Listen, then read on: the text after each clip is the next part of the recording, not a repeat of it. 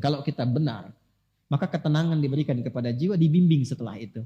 Kalau sudah benar mendapatkan ini, perhatikan, catat kalimat ini baik-baik ya.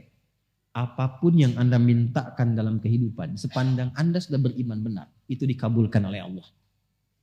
Sepanjang ada maslahat di dalamnya. Minta apa saja, minta kedudukan dikasih. Dan tidak nanggung, kadang-kadang tinggi-tinggi betul. Ya kenapa? Karena Anda punya maslahat di situ. Sudah pandai mengatur. Termasuk harta. Tapi kalau belum sampai ke tingkat itu, disesuaikan nanti. La yukallifullahu nafsan illa. Jangan sampai jadi beban. Bukan gak diberi, tapi disesuaikan. Ya Allah, saya itu udah tahajud. Saya juga udah baca Quran dan menghafal. Tapi kenapa saya minta mobil belum dikasih juga? Motor dulu. Motor aja belum bisa kamu kelola dengan baik. Nanti kalau sudah jadi mobil, datang mobil, sifat bisa berubah. Udah gak bisa buka pintu mobil. Halo? Ya waktu naik angkot kan sodakoh. Begitu sudah punya mobil agak bagusan dikit gak bisa buka pintu kan sebelum dibukain. Ya? Hah? Ini baru punya motor udah keliling-keliling komplek kan? Ya, Assalamualaikum, ayo Pak ke masjid. Padahal cuma pengen ngasih tahu nih motor saya. Gitu. Ya, hati-hati. Belum dilantik udah nyebar kartu nama, kan? Taunya beda, salah tulis gitu ya, salah lantik. Ini kalau sudah ada iman tuh semua kelihatannya biasa, harta biasa, nggak ada bedanya antara terlihat banyak dengan sedikit, nggak ada. Yang ada dalam hati itu bagaimana mengelola titipan ini supaya tidak berat ketika berpulang, selalu begitu. Dan itu enak, nggak ada beban pada akhirnya, nggak ada beban demi Allah saya katakan, nggak ada beban. Anda tuh melihat 1 juta dengan 1 miliar, sama aja.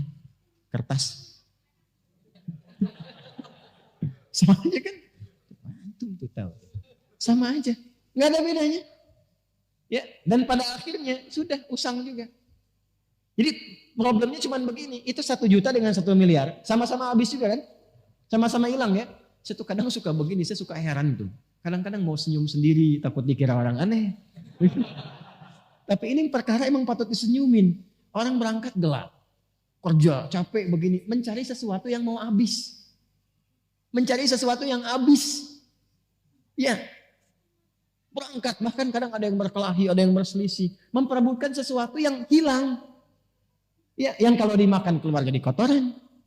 Disimpan juga hilang juga. Terus hidupnya begitu aja, berangkat gelap, pulang gelap, kerja lagi, berangkat pagi, kerja, siang kerja, malam kerja lagi.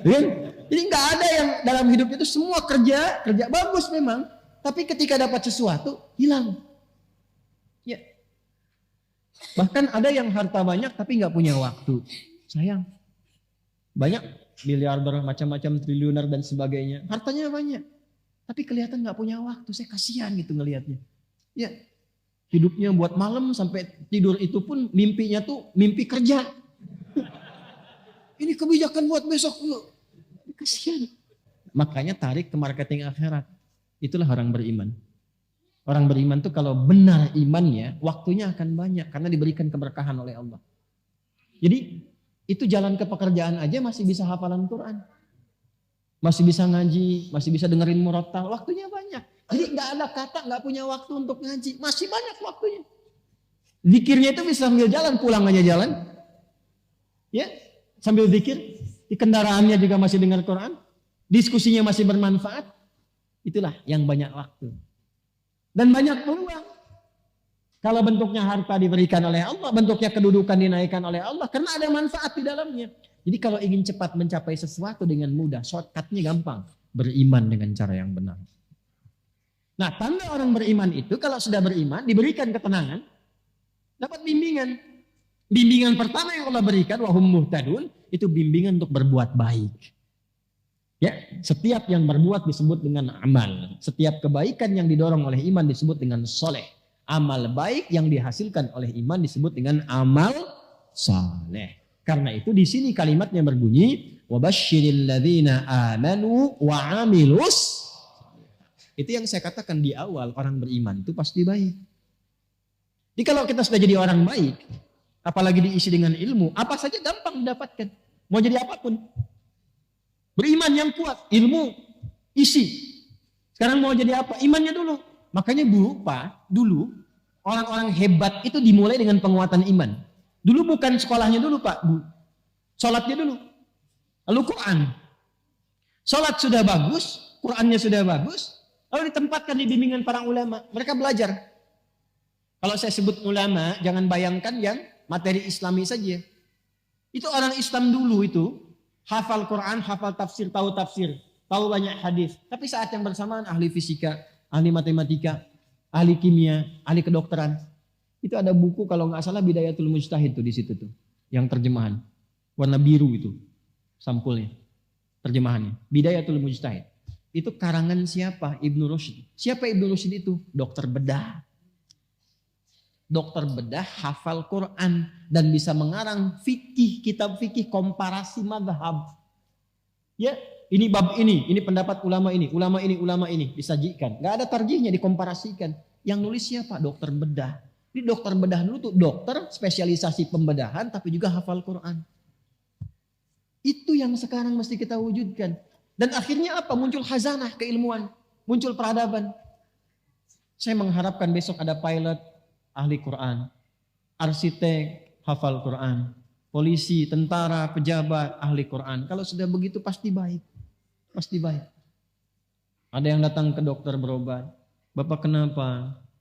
Saya kepalanya kok kayak vertigo gitu. Yang dirasakan apa? Kayak bolak-balik, kayak gempa begini. Kapan terjadinya? Itu kalau tetangga saya tuh dia pakai mobil baru, saya vertigo. Dia pakai baju baru, saya pusing. Ya.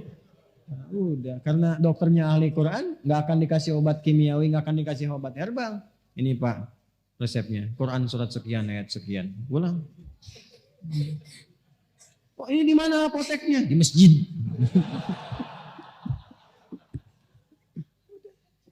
Ada begitu. Lebih cepat gitu. Kan sekarang matanya pada sehat, tapi mata hatinya sakit. Dia bisa bedakan tuh sendal bagus, sendal jelek. Tapi pulang dia pakai sendal orang. Jangan terjadi di sini. Ya? Karena kita ngaji. Paham? Nah ini, jadi kalau sudah begini, wabasyiril ladina amanu wa amilus shalihat. Itu yang harus kita tanamkan pada jiwa. Jadi orang baik. Tapi kebaikannya diisi oleh iman. Nanti kalau sudah konsisten, Allah akan tambahkan nikmatnya. Dan gak usah repot-repot.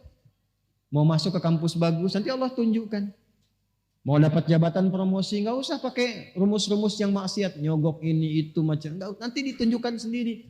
Tiba-tiba datang orang baik, tiba-tiba datang komandan baik, dikasih referensi, tiba-tiba pimpinan mengarahkan. Bisa terjadi. Allah itu kalau sudah menetapkan seorang hamba baik, ditemukannya dengan yang baik lagi. Baik dengan baik terus. Dan menebarkan aura kemuliaan. Dan bisa menerima di posisi apa Allah tempatkan. Jadi cara berpikirnya begini. Allah kasih ini berarti yang diinginkan ini. Alhamdulillah ditempatkan di sini berarti harus ada kebaikan di tempat ini. Kalau dia sudah hatam nanti dipindahkan. Begitu cara berpikirnya. Jadi nggak sibuk nyari ini nyari itu, capek sendiri. Ya pulang ke rumah juga yang di rumah nggak dapat kebagian berkahnya. Ya berkah waktu, berkah kasih sayang, berkah perhatian, berkah macam-macam. Jelas? Baik. Nanti kalau sudah seperti itu, pulang ke akhiratnya pun mendapatkan penerimaan terbaik. Ya, dari hasil amal soleh yang dihasilkan lewat imannya. Penerimaan itulah yang menghasilkan jannah.